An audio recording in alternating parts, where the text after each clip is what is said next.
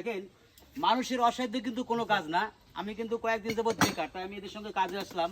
আমি যে ডিরেকশন গুলো দিছি, কাজের সিস্টেম গুলো দেখাইছি, এতে এই যে মিস্ত্রি দেখছেন, এই মিস্ত্রি কিন্তু অনেক খুশি যে না আপনাকে আমি নেক্সট টাইমে কাজে নেবো ডাকলে। এই বিসমিল্লাহ গাও, সুবহানাল্লাহ গাও, রাগ করছেন? আচ্ছা দিতেছি।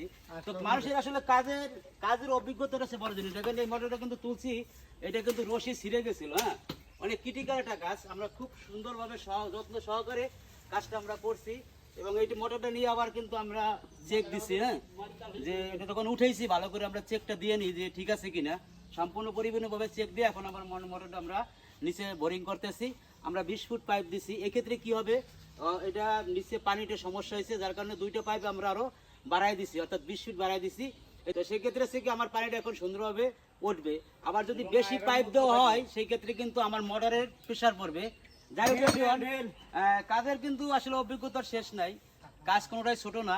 বেকার থাকার থেকে এই যদি একজনের সঙ্গে কাজে আসি, যদি 500 টাকাও পাই, সেটা আমার কাছে অনেক কিছু।